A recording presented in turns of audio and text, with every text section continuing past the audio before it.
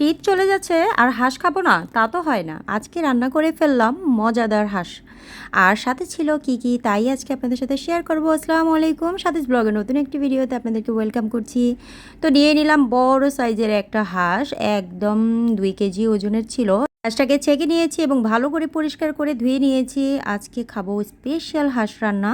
তো এখানে নিয়েছিলাম গরম মশলা, এই প্যাকেটটা ওই দিন নিয়ে এসেছিলাম মার্কেট থেকে। তো এখানে মিক্স একটা গরম মশলার প্যাকেট ছিল, এখানে অনেক কিছু ছিল, জয়ফল, জয়ন্তী, তারপরে দারুচিনি, স্টার আনিস, আর বড় এলাচ, ছোট এলাচ, গোলমরিচ, দারচিনি, সব কিছু এখানে ছিল। তো এখান থেকে আমি কিছু গরম মশলা নিয়ে নিলাম এবং কিছু পেঁয়াজ দিয়ে পেঁয়াজটাকে ভালো মতো আমি ব্রাউন কালার করে ভেজে নিয়েছি। সাথে দিয়ে দিলাম টমেটো, আদা রসুন বাটা এবং সব মশলা দিয়ে আমি এটা সুন্দর মতো কষাবো। আজকে হাঁস রান্নাটা হবে একদম স্পেশাল, মানে হাঁস মানেই তো স্পেশাল, তাই রান্নাটাও হতে হবে স্পেশালভাবেই। অনেকেই নাকি হাঁস খেতে পছন্দ করে না, কারণ হাঁসের থেকে নাকি একটা গন্ধ আসে, কিন্তু আমার কাছে মনে হয় রান্না করতে না জানলে তখন তো হাঁস কেন, সব কিছু থেকেই একটা স্মেল আসবে। তো আমি তো সবসময় হাঁস রান্না করি, আমার কাছে কখনোই স্মেল লাগে না, বরঞ্চ হাঁস অনেক মজার হয়।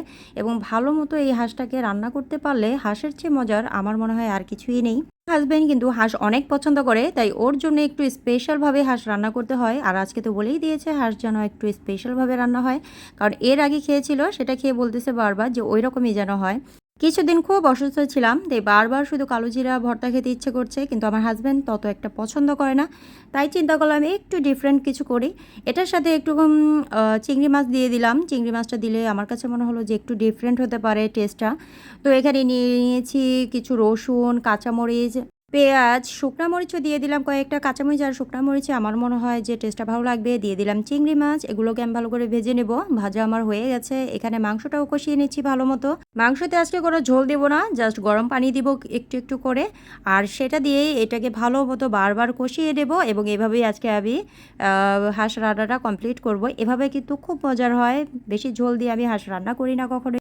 তো এদিকে আমি ভর্তাটাও বানিয়ে নিয়েছি এবং ভর্তা দেখে তো আমার ভীষণ লোভ হচ্ছিল, তাই চিন্তা করলাম পাটাতেই একটু ভর্তা মেখে ভাত খেয়ে নেই। গরম গরম ভাত আর সাথে ভর্তা মাখা এত মজার হয়েছিল আর ভালো লাগছিল যা বলার বাইরে। পাটায় মাখা ভাত খেতে কিন্তু দারুণ মজার হয়, আমার তো খুব ভালো লাগে। আমি প্রায় সময় সুযোগ পেলেই পাটায় ভাত মেখে খাই।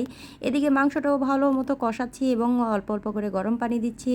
সাথে করে নেব একটু সালাদ, আর আমার হাজব্যান্ডের প্রিয় সালাদ হচ্ছে ধনেপাতার সালাদ। তো কি আর করার, ধনেপাতা বেশি করে দিয়ে একটু সালাদ কেটে নিলাম, ভাত খাওয়ার সময় এটা মেখে নিব। আর এদিকে মাংসটা তো প্রায় হয়ে এসেছে, এখন দিয়ে দিব টালা জিরা গুঁড়া।